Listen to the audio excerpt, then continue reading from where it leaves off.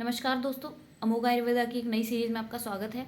बात करते हैं इस समय चल रहे आयुर्वेद के एक बहुत ही बड़े विषय प्रकृति परीक्षण के बारे में। मैंने पहले भी प्रकृति परीक्षण के बारे में एक वीडियो आपके सामने अपलोड की है, जिसके बारे में प्रकृति क्यों करानी है, कैसे करनी है, ये सब कुछ डिटेल में बताया है। लेकिन अभी मुद्दा ये उठता है कि जो हम ये प्रकृति कर रहे हैं तो इसको क्या है, टारगेट बना दिया गया है। इंस्टीट्यूट्स ने टारगेट बनाया है, हॉस्पिटल्स ने टारगेट बनाया है, सभी लोग कोशिश कर रहे हैं कि हम ऊपर आएँ, हमारा नाम उस प्रकृति परीक्षण की लिस्ट में, हमारे इंस्टीट्यूट का नाम ऊपर आए या फिर हमारे हॉस्पिटल का नाम ऊपर आए। सब इसको टारगेट बना के बैठे हैं। कोई भी इस विषय पे सीरियस तरीके से सोचना ही नहीं चाह रहा है कि ये प्रकृति कितनी बड़ी चीज़ है, हमारे आयुर्वेद का बेस है, जिसको हम आगे लेके जाना चाह रहे हैं, लोगों को समझाना चाह रहे हैं। आयुष मंत्रालय ने कोई मुहिम शुरू की है तो उसको एक सीरियस तरीके से लेना चाहिए। इसको मजाक बना के क्यों रख दिया है? टारगेट नहीं सेट होना चाहिए। क्यों टारगेट सेट करना है? हम लोगों को जागरूक कर रहे हैं आयुर्वेद के लिए, और आयुष मिनिस्ट्री ने अपना नोटिस दे दिया, उन्होंने एक मुहिम शुरू कर दी, उसको आगे लेके जाना, लोगों के दिलों में जिंदा करना, लोगों तक पहुंचाना, ये सब हमारा काम है। वो क्या ये देखेंगे सबका चेक कर करके कि इन्होंने प्रकृति परीक्षण सही किया है या नहीं, इनका कितना है, आज इनका कितना हुआ, वो ये थोड़ी ना देखने आएंगे। वो माइनर तरीके से थोड़ी ना काम कर पाएंगे आपके सामने आके। उन्होंने नोटिस दे दिया, उन्होंने शुरुआत कर दी, अब इस चीज़ को आगे लेके जाना और किस तरीके से हम इसको आगे लेके जाएं, ये तो हमारी जिम्मेदारी है। आपका आयुर्वेद के लिए समर्पण दिखना चाहिए इसमें।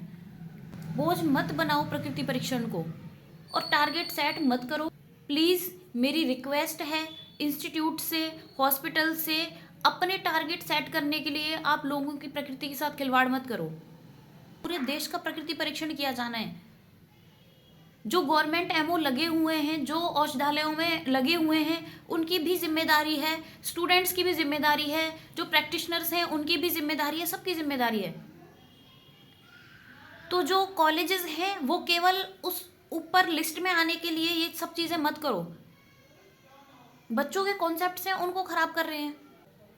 आप आयुष मंत्रालय से निवेदन करो ना कि ये जो ड्यूरेशन है 1 महीने का, उसको बढ़ाया जाए। 1 महीने में पूरा देश का प्रकृति परीक्षण करना इम्पॉसिबल है। करना तो क्या, सोचना भी इम्पॉसिबल है। शुरू में जब नोटिस आया था तो अच्छा लगा था कि हाँ, एक शुरुआत है, अच्छी मुहिम चलाई गई है सरकार के द्वारा। लेकिन वैद्यास भी क्या करें, उनको टारगेट सेट किए जा रहे हैं। फर्स्ट ईयर में जिस बच्चे का एडमिशन हुआ है, जो कि प्रकृति के बारे में अभी कुछ भी नहीं जानता है, उसको भी थोड़ा सा एक लेक्चर लेके उनको भेज रहे हो प्रकृति परीक्षण करने के लिए आप। जब हमने प्रकृति परीक्षण सीखा था, जब हम फर्स्ट ईयर में आए थे, 2 महीने प्रकृति परीक्षण की क्लास लगी थी हमारी। ओनली प्रकृति सिखाई गई थी और खुद की प्रकृति जानने में हमें बहुत समय लग गया था। तो कैसे पॉसिबल है? अपने कॉन्सेप्ट्स को खराब मत करो किसी भी टारगेट के पीछे। जितना आप आयुर्वेद के बारे में जानते हो, जितना आप प्रकृति के बारे में जानते हो, ये फेक प्रकृति भरने के पीछे आप बिल्कुल भी अपने कॉन्सेप्ट खराब मत करो। अगर आपका इंस्टीट्यूट या फिर आपका हॉस्पिटल आपको टारगेट सेट करके दे रहा है ना, तो उसके खिलाफ आप आवाज़ उठाओ, उसको बोलो, इंस्टीट्यूट को बोलो कि सर ऐसा पॉसिबल नहीं है। क्योंकि अगर आपको आयुर्वेदा से प्रेम है ना, तो आप ऐसा नहीं करोगे। मेरा निवेदन है आयुष मंत्रालय से कि इस ड्यूरेशन को प्लीज़ बढ़ाया जाए। मेल करो आयुष मंत्रालय को, अपनी प्रॉब्लम्स उनके सामने रखो कि क्या क्या प्रॉब्लम्स फेस कर रहे हो।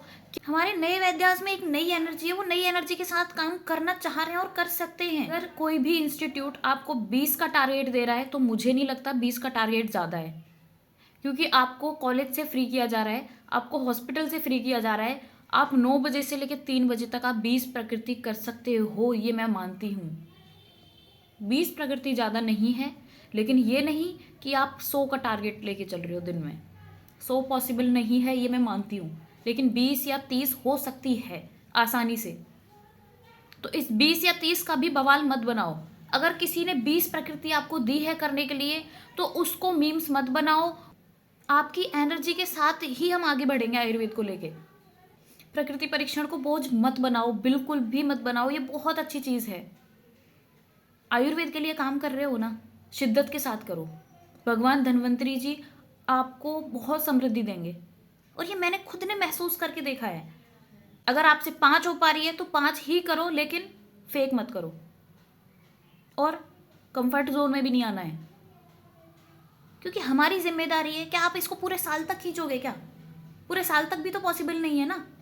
मानते हैं 1 महीने में नहीं है, लेकिन ये नहीं साल 2 साल 4 साल तक इन चीज़ों को खींचोगे। आपको भी तो अपनी पढ़ाई करनी है। इंटर्न्स हैं अपना हॉस्पिटल छोड़ के बैठे हैं 1 महीने से।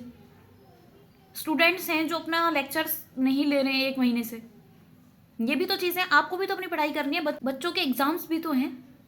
जो वैद्यास अभी प्रैक्टिशनर भी नहीं है, अभी स्टूडेंट भी नहीं है, एज अ एमओ भी उन्होंने कहीं पे ज्वाइन नहीं किया है, उनका NCISM में डाटा ही नहीं है, वो वॉलंटियर में लॉगिन कर ही नहीं पा रहे हैं।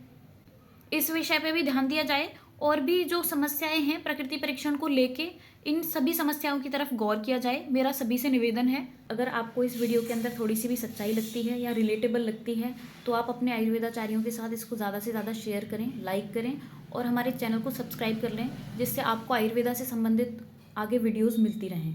धन्यवाद।